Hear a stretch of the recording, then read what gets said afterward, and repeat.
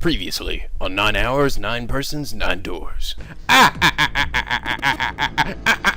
The whole fucking ship is shaking. No! Why did I tell this joke? And now, back to the escape. Hello! This is NicoB, back with some more 9 Hours, 9 Persons, 9 Doors. We last left off, Junpei pulled off the douchiest move in the whole game. I mean, like, damn, he put even Lotus to shame with that shit. Like, damn, I feel kind of bad. Like, I made him do that, like, made him into a cold mofo. It's all my fault. God, no, why? What have I done? Oh, God. But then, of course, afterwards, he doesn't matter because he still gets some sweet love from June. June doesn't give a shit if he's, like, totally demented evil. She's like, oh, yeah, just grab hold of me. Give me some of that sexy Junpei. oh, yeah, come here, baby. Oh, yeah. Seven's like, man, what the fuck's wrong with you two? Good lord. Good freaking lord. Anyway, let's look at this wall, apparently. The divider between the stalls. On the other side of this wall, no. I don't want to think about that. It's a microphone. Alright, let's see if anything happens when I turn. Nope, nothing. Not even a drop. It's pipe clogged. Probably with, Snake's giblets. Yeah. Okay, may finally get an explanation for this. There's letters written in blood. Oh, there's no. I didn't even see that other L there. LLR. Do you think it might be some sort of dying message from Snake? What could it mean? He's trying to say liar, liar, rain on fire. But he just couldn't get that last letter in. Man, shut up. That was a horrible joke. No, that's impossible. You saw the body. You want to do anything after something like that happens, do you? This way blood's dry tells you it's real old. Those blood this is ain't Snake's. Huh. Oh, it's Numo Shuriga. Yeah. I told you I was fine. I left over my blood, started writing something. I'm gonna write something cryptic. Yeah. Try to figure this out, bitches. Yeah. And then he just runs away.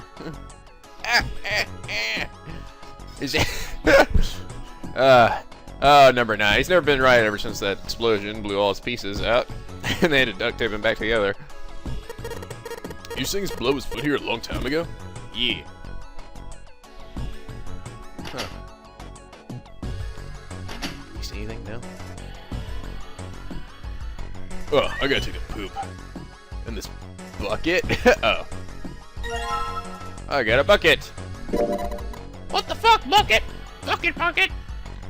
It's a tin bucket. Hey, Jumpy. You remember back in elementary school when you spilled all of our paint across the whole classroom? We made you clean it up all the way. I gave you a sponge in a bucket like this. It was so funny. We all laughed at you. We like forgetting there's like a dead person right over there. Were you just like freaking out 2 seconds ago? Hey, come on now. Can we just leave the past in the past? Oh, you were so hot back then. Well, might as well use this to clean up what's left of Snake. It's what he would have wanted, you know, being scooped up in a dustpan and then flushed down the toilet. You may reach for the room, and as he grabbed it, he heard a soft voice from behind him. It was June. She was sniffing his hair. The rabbit hutch. Huh? He turned around. June still looked sadly pale, but there was a smile on her face. Oh, you just reminded me of it. The rabbit hutch, I mean. How did I remind you of something like that? Jumpy and the broom. You were always playing around with the broom in front of the rabbit hutch. I was? What? Don't you remember? Junpei stared at the broom in his hand. Oh, that's right. I always dreamed of being a janitor one day. Maybe one day that dream will come true. You can let it come true right now, Jumpy. You can go over there and clean up the giblets. Oh my god, you're right. This is it. This is my moment. This is it. Man, am I the only one in this room who's fucking sane? Good lord. Good lord. Sane, are you with me? Fuck all of you. I'm gonna... I still am angry at everybody. Okay, Junpei stared at the broom in his hand. She looked very sad. He shook his head. Of course I remember. How could I forget something like that? It was terrible. Oh, I thought he was lying. They were in the 6th grade. Junpei and June had been assigned to take care of the classroom pets, the rabbits. Their chief duty was to clean the hutches every morning. On the final day of school before summer vacation, Junpei overslept. He rushed to school and found June standing in front of the rabbit hutches. No sooner had Junpei arrived than June began to cry. He had no idea why until he looked behind her into the rabbit hutch. The first thing he saw was blood. Holy balls. The rabbit hutch was filled with dead bodies of the rabbits. Oh no! Nobody, no! Even after their teachers and friends came to see what the commotion was, June couldn't stop crying. Aw. I just kept crying, just like 2 seconds ago, until you came over. You held my hand, you looked very serious, and you said something like, "Don't cry. I'm gonna catch the person who did this, and then I'm gonna rip them apart, see how they like it, and then I'm gonna eat whatever I rip apart." I was so turned on right there. We were like 5 years old. I know, I was very developed for my... What the hell is wrong with this girl? After you told me that, I suddenly stopped crying. Well, the real fun started after you quit crying. You told me we were gonna catch the killer together. Yeah. June smiled and a little of the flushed life returned to her cheeks. And we decided that we'd ambush them. Yeah, I remember. Oh yeah. It was like Scooby-Doo. God, I always wanted to grow up to be just like Shaggy. Really... a really lucky stoner. Somehow, every time they make a trap, it always works, because Shaggy and Scooby slip into it. Slip on a banana peel, and it all fucking launches, and somehow they catch the bad guy. School also kept roosters and guinea pigs. Roosters. Junpei and June had decided the murderer would likely return to finish off the rest of the animals. They would ambush the killer at night. Junpei and June hid in the hutch and desk and waited. It was a warm summer night. The quiet sound of crickets whispered through the air. As the sun went down, stars began to wink at them from the sky. They were winking at him like, come on, Junpei, do it. Do it. Give her a kiss, Junpei. Shut up, stars. God. Who are you talking to, Junpei? Stars. They keep telling me stuff. You're talking to me. June's Akane's Kuroshiki's face. That night was something Junpei knew he would never forget as long as he lived. The murderer never showed up. We waited for them all summer vacation. They never showed up. Yeah, but the animals didn't get attacked either. I think all that worked them out to something, you know? I felt the same way, but it was good to hear her say it. Although, you know, if you think about it, we probably taken a lot more than we could handle. What do you mean? She looked up at him, confused. Well, come on. We were just kids. If whoever killed the rabbits that actually showed up, they probably would have had a knife or something. I mean, you must have been pretty worried, right? I wasn't worried, because you were there with me. I knew you'd fight him off. No, are you kidding me? Vulgar man with a knife. He comes in with a chainsaw. Alright, I'm gonna fight you off. The guy with the chainsaw was like, no! Oh, God! You're of short height, made it easy for you to punch me in the nuts. I surrender. Well, damn. Falcon! Falcon nut punch. She blushed furiously blushing. You know, no one else wanted to take care of the animals. Clearly embarrassed, she tried desperately to change the subject. I was the only one who asked to do it, at first. Yeah, boys don't really want to bother with taking care of animals, you know? But you asked to do it after I did, didn't you? If it wasn't the rabbits, they were gonna make me do something else, you know? You know how that school was. I figured it'd be better if I was working with somebody who wasn't too much of a loudmouth, right? Somebody who wasn't gonna tell on me if I felt like blowing it off. Really? That's why you volunteered? No! Jumpy, you're losing her. No, that's the wrong... Yeah, it is. No! You just shot yourself in the foot. Much too earnestly, and then quickly looked away at something very important. That hadn't been the reason, of course. He'd asked to take care of the rabbits so they could be near June. But it had been so long ago, he couldn't bring himself to tell her how he felt back then. It would be embarrassing. Oh, dude, took a quick breath to clear his head. Oh, let's go over there. Hey, is that toilet paper on the shelf right there? Tossed up the broom and snatched it out of the air. Well, we don't really have time to be walking down memory lane like this, do we? We gotta figure out a way to get out of this room. Otherwise... Yes. June nodded curtly and then turned and walked away. Ah, dude, you just totally lost your chance, Junpei. Junpei turned around and looked at the room. At Snake's body. Chunks of flesh and organs still lay on the floor. The conversation he and June had have been having scarcely fit their surroundings. But perhaps this was simple human nature. Despite such a situation, or perhaps because of it, the mind turned as farthest thing from death that it could find. Still, Junpei couldn't help but feel a twinge of guilt at wanting so desperately to live when Snake lay dead before him. He had to live. He wanted a life again. A life with June in it. Yeah! As he stared at the clumps of black... I wonder why the hell they hadn't spoken in so long. You know, they haven't really mentioned that. I guess maybe they just grew apart, separated or something. As he stared at the clumps of blackened flesh, all Junpei could think of was how much he wanted to live. Also, I was thinking about steak. Man, I really could go for some steak right now. Oh man, you did some nasty ass shit, you know that? What are you doing with the broom? You know, if you look at it real close, You see it's got these lines cut in it that kind of spiral up the shaft.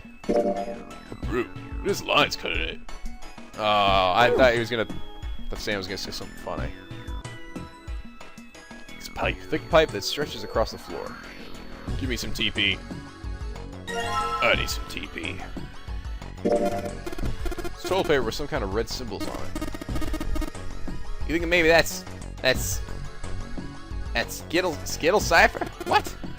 Skittle cipher? The hell is that? Grab a piece of paper around a stick and then write several sentences so that the whole paper is filled up. Then you unwrap the paper and you can't tell what the original message was, right? That's how it works, more or less. And to decipher it, you gotta have a stick that's the same diameter as the original. Same diameter as the original one. Yeah. Then you just wrap the paper around the stick and you can read the code. Oh, well, okay, I guess I'm gonna combine this with this. Combine. Move around the toilet paper around the group. Oh, hell yeah. Wow, okay. Good lord, that was like a random bit of... I mean, something just whip out this like really random bit of knowledge. Like, of course I knew that. Everybody knows that. I have never heard of that before, but I'm sure it's a thing. But damn, did you guys know about that? So much in this game I don't know. Oh, so you're out the toilet paper around the broom, huh? Looks like the symbols line up perfectly. It's 634 plus. I need more toilet paper. Damn it all. A wooden box. There's something in here. Luminol? Is that Windex or something? What the hell is this thing? Some kind of spray bottle? There's something written on it. Luma. Can't read anything else. The label's all faded. It says Luminol here in the description, dude. Let me see that. Just grab from him. That wasn't very nice. Oh, this is Luminol. Yeah. That. You know, forensics guys use that at crime scenes. Oh yeah, it's stuff that glows blue when you spray it on blood. Even if the blood's been wiped, it'll still glow. Ah. Okay, I'm gonna do that and then turn the lights off. Yeah, love me some Luminol. It's also good for your hair. Nice and slick. Alright, excuse me guys, I gotta go take me a major dump. Alright, all this murder is getting the bowel movement. Could you stop talking about that? Oh man, it's gonna smell and you all are gonna stay here and smell it. There's no place else to go. Alright, let's go look in the toilet. Nothing here but a big old pile of doo-doo. What do you think this is? Looks like tar. It's kind of sticky. I don't think we can just wipe it off. But I was pouring some water on it. It's gonna help much either. What about hot water? Hot water? We had some really hot water, like boiling, and maybe we wash it off. Ah, boiling. I don't think I'm gonna get that from a sink. Okay. Oh wait. What about this thing? It's a water tank for a toilet.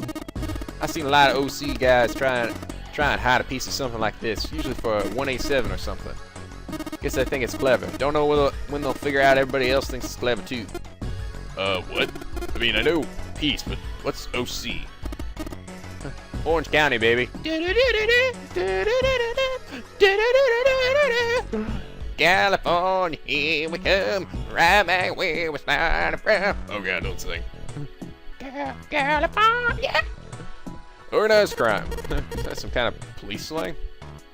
Huh? Yeah. Probably. Yeah, when you said 187. Huh?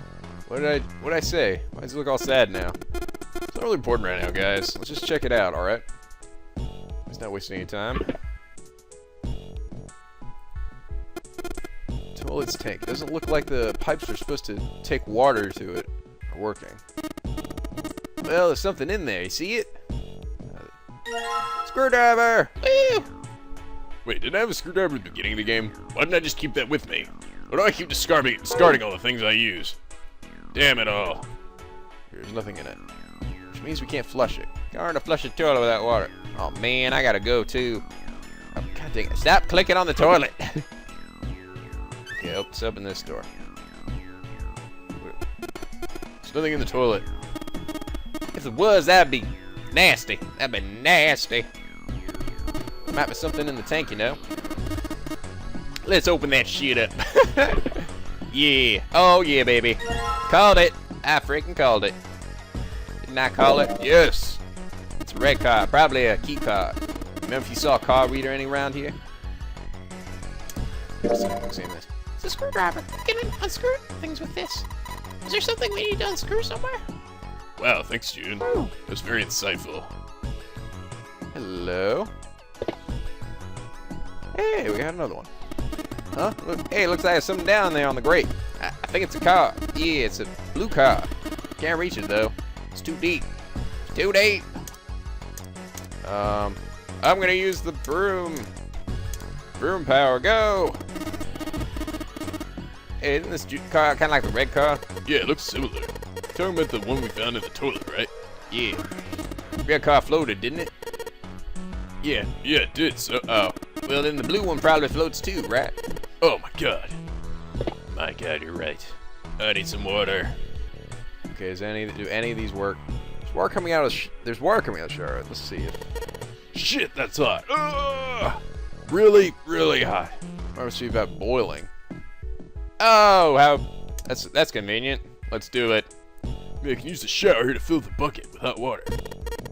Seven, could you turn on the shower? We'll put the bucket under the head.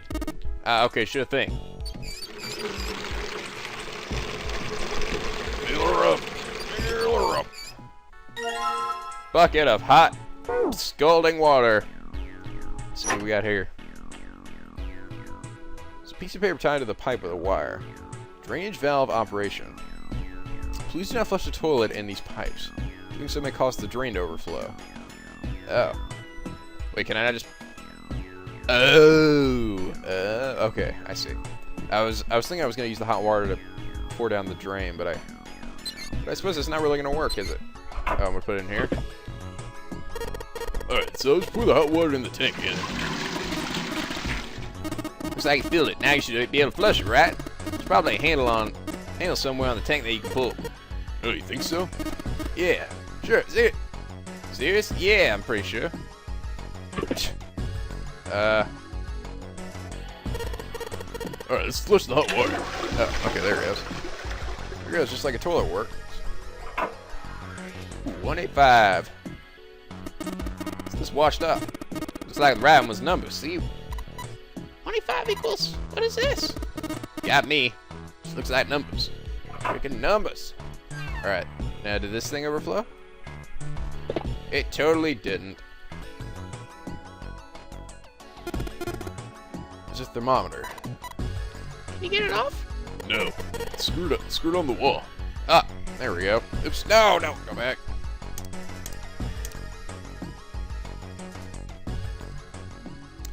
Thermometer was screwed onto the wall. It meant that Junpei needed to screw with the screwdriver. Hot dog. While he was so engaged, Santa suddenly spoke. Hey Junpei, you know why thermometers only go up to 107 degrees Fahrenheit or 75 degrees Celsius like this one? Junpei answered without taking his eyes off the screw. No, can't say I ever thought about that. At 107 degrees, cells in the human body start to die and the organs begin to shut down. Proteins in your cells start to harden. Eek. It's like when you hard-boil an egg. Even if you cool it down afterwards, it won't go back to being a raw egg. In other words, it's dead. That's why thermometers don't go past 107. There's no point. Why Santa brought that up, Junpei wondered. Oh yeah? That's so interesting. It's making me hungry. Screw it. Let's continue to work at the screw. But it's pretty rare for a fever to get that high. Even viruses and stuff don't usually drive the body temperature up to 107. Of course, there are other external things that could. Like what? Like a microwave. See, something like locked in a sauna.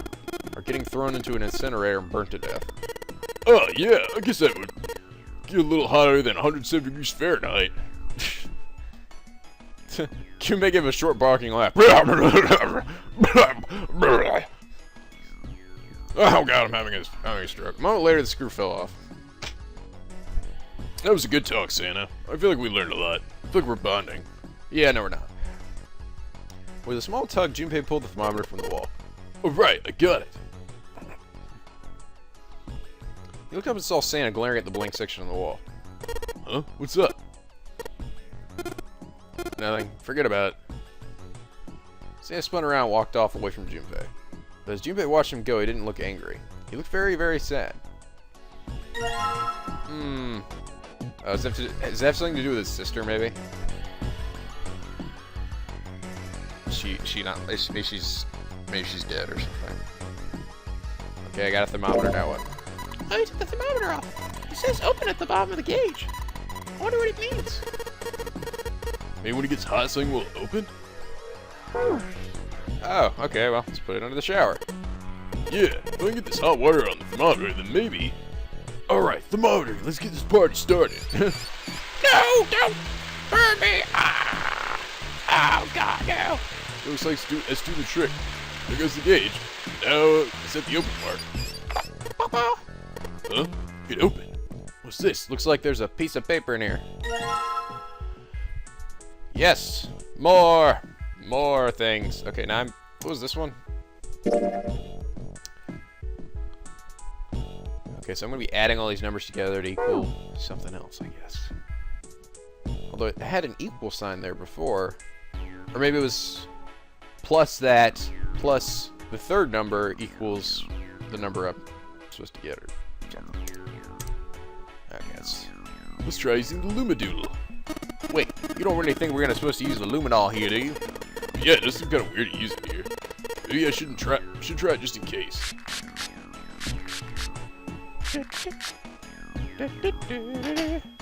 Yes.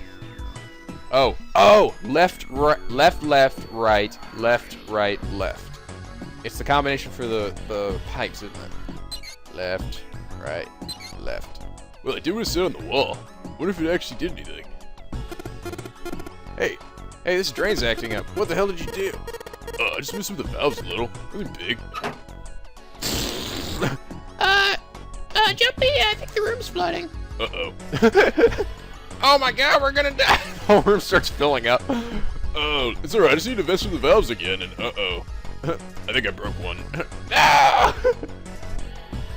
Water flowing out of the pipe. There's water pouring out of the drain. Ew, it's got hair in it. Oh, hey, this is that card that, the Lotus. The Lotus cards for that elevator. This is where they found it, of course. It's blue keyboard. This is, the symbol of Lotus. I mean Mercury, isn't it? This is an elevator right outside the Lake Hospital room. I think that same symbol is on the card reader next to it. That's right. Guess that means we're not supposed to use this card in this room. Do you really think so? You don't really think maybe we need it for this room and for the elevator? Oh my god. You just might be right. Okay, what do I have left? Piece of paper and the broom, and so is that it? Alright. Let's try. Password's four digits. Oh, let's put it in the card reader. Oh, hey, the blue light just came on. And now, red light! Oh. Huh? Blue light was just on, but it's off now. And the red light's on instead. I guess we just swipe the red card first, then the blue card. Okay. Great job, Jumpy! Why was it that mattered? The lights are on now. I just need to put in the password. Okay.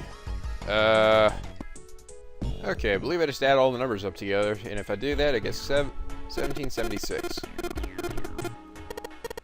Which is these E and C? Oh, come on. Oh, come on, Junpei. Dude, have you never worked anything in your life? Jeez.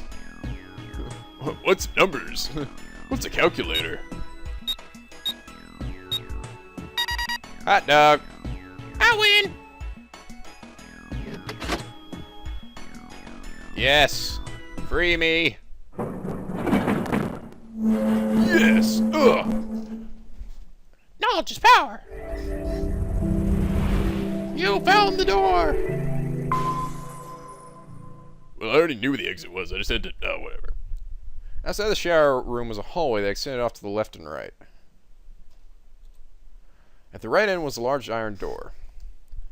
They moved a few steps toward the door when Junpei heard the sound of metal on metal. They turned around. Seven was doing something to the door of the shower room. What are you doing, Seven? Oh, he's making sure it stays open. Well, I figured we might want to come back here sometime. So I stuck a broom in there to keep the door from shutting. Alright, let's go. With that, he stood up and began walking down the hallway. Okay, I think we're about to... If I remember correctly, this door... we're going to end up looping back into the hospital room. Where Clover and Lotus are going to be. And they're going to be... They're probably going to be a little pissed off at... Junpei. With that, he stood up and began walking down the hall. He brushed past Junpei and kept going. After a moment, the rest of them followed him. Before long, they found themselves at the large iron door. They had only been there for a moment when June spoke up. Jumpy, look. He turned. There on the right side of the hallway was a piece of paper attached to the wall. Junpei ran over it and peeled it off. It's a map of the ship's interior. I feel like we found so many fucking maps. Every room I go to, it's like, we found another map. Like, what am I doing with other map? Like, okay, we should go here. Crumple, toss it at my side. It's like the map I found earlier, and that other map, and the map before that. Yet for some reason, I keep losing them. It said C deck in the upper left corner. From what he could tell, it was a map of the floor they were on. There would be time to look at it later. Junpei folded the map and stuffed it into his pocket, next to his other 3 maps. Back at the door, the 4 of them lined up in front of it. Stand a step forward. He grabbed hold of the door and then looked back at the rest of them. Ready? I'm going to open it. Get ready for angry pair of boobs, I think. They nodded. Santa nodded back and threw the door open. Oh boy. All 4 of them let through. It took a moment for them to realize where they were. They had been there only a short time ago. Oh! Hey, guys! How's it going? Ooh, yeah. It's hot in here. It's a large hospital room filled with countless beds. Lotus and Clover looked up as they entered. Ace was there as well, though he looked as though he had only just woken up. Oh, perfect timing, just like before. On what they spotted, Junpei, Lotus, and Clover headed straight for him. As she neared, Lotus drew back her hand. Ugh! It slapped him open palmed across the face. Whatever. I mean, come on, Lotus. You would have done the same. You were just plotting the same thing earlier. Like, remember she was saying, like, We should go and do that. We should leave someone behind. I mean, we'll come back for them later. Hey, at least I came back for you guys, alright? I mean, it was unintentional, but I came back. How could you do this to us? her face was furious. She grabbed Junpei by the collar and shook him violently. Clover didn't touch him, but the hate in her eyes was so no less potent. It was Seven who stopped them. Knock it off. We got bigger shit to worry about right now. His deep voice echoed across the room. Lotus glared at Seven, but let Junpei go after one last vicious shake. What? Go have a look. I stuck a screwdriver in the door. Wait, I thought he said he stuck a broom in the door. Door over there, the one without a number. Oh, the last one, I gotcha. So long as screwdriver's there, can't get shut, so you can get in there. Yeah, that's a good idea. Let's have Clover go back in there. God. Seven also explained how they might find the shower room and how he'd use the broom to ensure that the door remained open as well. You're saying we can go in there without passing through the numbered door? Yeah, it's about the size of it. What the hell is in there? You'll know when you see it. Lotus and Clover looked at one another for a moment, then nodded and stepped through the door. By then, Ace had made his way to them, moving with stiff, shuffling steps of someone who was only just awoken from a lengthy slumber. Oh my goodness. Seems like I missed a lot of shit. What's going on? I know I said I was sure you'd come back for me. I didn't think it would be happening so soon, though. Ace shook his head weakly. Should I go as well? Seven nodded. Very well. Although you might want to wait till Clover's done, because shit's about to get crazy in there. Ace followed Lotus and Clover with his stiff tire galt. This is not a good idea, guys. Why did we decide to do it this way? The squeal of tortured metal made Junpei's teeth curl. It's not like the noise of a ghost, like the noise a ghost would make. No matter how many times he heard it, he never got used to it. Every time it put him on edge. It didn't help that there was a girl nearby who looked far more like a ghost than a living human. Oh wait a minute. Oh hey, this is stuff we've read before. All right, fasting forward. Okay, well I might as well say, of course this time. Was Zero still on the ship with them? Of course he was. That was obvious. Zero was somewhere on the ship, but Junpei had no idea where. Junpei mumbled to himself, lost in thought. Where could Zero be hiding? And then, okay, would have been different. Oh, maybe one of us is Zero. That's crazy. Isn't the ship going to sink in a few hours? If Zero was here with us, he'd be putting himself in danger. Why would he do something like that? There's no motive. Clover looked up at Junpei and her face fell. You don't believe me? Her eyes were so pitiful. The moment Junpei met them, he felt his heart tighten. He didn't think what he said was wrong, but perhaps the way he said it he'd been too insensitive. Clover had just lost her brother. His death would have been bad enough, but she'd also seen the blasted wreck of his body. Junpei barely knew him, and the sight of it had been enough to make him sick. What Clover had felt, he couldn't begin to imagine. In the mental state she must have been in, it was understandable that she would look at those around her with suspicion. She felt everyone was against her. The least Junpei could do was try to understand what it was she was feeling. Whatever. I'm in dick mode right now. He felt ashamed of what he said. Perhaps he thought I should apologize. But before the apologies would begin, Clover, I understand what you're feeling. Don't feel that you can trust any of us. Ace had beaten Junpei to the punch. Damn! Always one step ahead of me, Ace. That's why they call me Ace. Haha! He spoke to Clover. His face was calm and friendly. But you have to understand, the more we distrust one another, the further we'll fall into our true foe's trap. Zero was the one who did these horrible things to your brother. You won't let yourself be manipulated by someone who would do such horrible thing. Clover didn't answer. She didn't even look at Ace. The whole time her eyes were on Junpei. You could feel Clover's eyes boring into him. They were the color of a deep winter lake. Junpei saw no suspicion in them, only sadness. In that horrible silence. The clock. The bell doth toll. And then we're gonna fast forward. Then we need to move now. 7, Clover. I know how you feel, but you do understand right now it's important we trust... Whoops. We trust one another, don't you? Okay, I can't fast forward this part, so I guess it's different. 7 and Clover remained silent. Their eyes were looking at something somewhere else, very far away. Okay, now it's not. They stood in front of the elevators next to the stairs that led to the casino and the kitchen.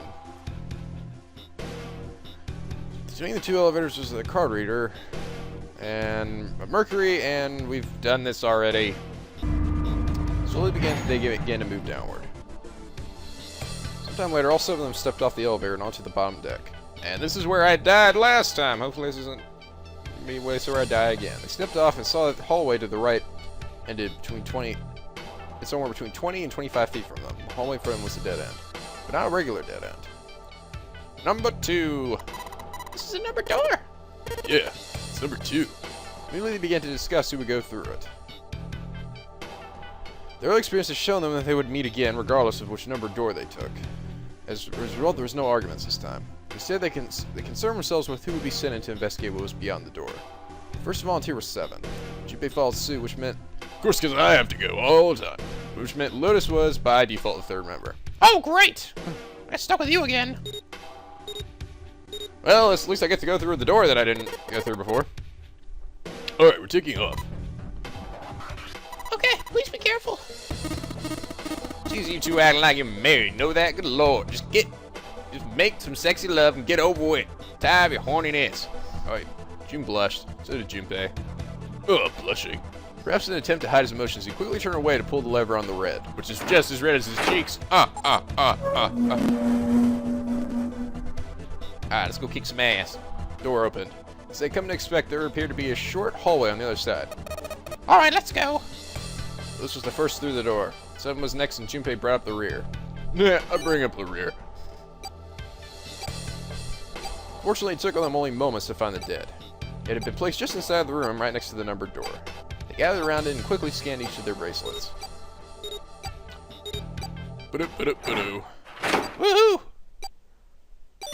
That was easy. It stopped. Yeah, it stopped. Jamaica could feel his heart pounding against the inside of his ribs. Seven Loaves were breathing hard and fast. It was the third time they'd been through the process, but they had yet to grow accustomed to it. Not that Junpei wanted to. He planned to finish the game before he got a chance to let imminent death become commonplace. Junpei looked around again. It was a short hallway with 5 doors along the walls. There were 3 doors along the left wall, and a single one on the right. And at the end of the hall, a 5th door was covered by a thick metal plate. Junpei didn't think they'd be able to open it. After taking a look around the room, Seven spoke. Alright, let's get started. I think we probably better split up. You two go with that. You two okay with that? Yes, no problem. Sure, whatever. Seven nodded to them and stepped into the room closest to him. Lois looked at the doors for a moment, then headed for the one in the center. At last, Junpei was left alone. Well, I guess I better get started, too. He looked intently at the remaining 3 doors. Oh, this one, and this side, and oh man, you know, it's not nearly as epic when nobody's here to see me do this. Nobody. I can still hear it. It's still stupid.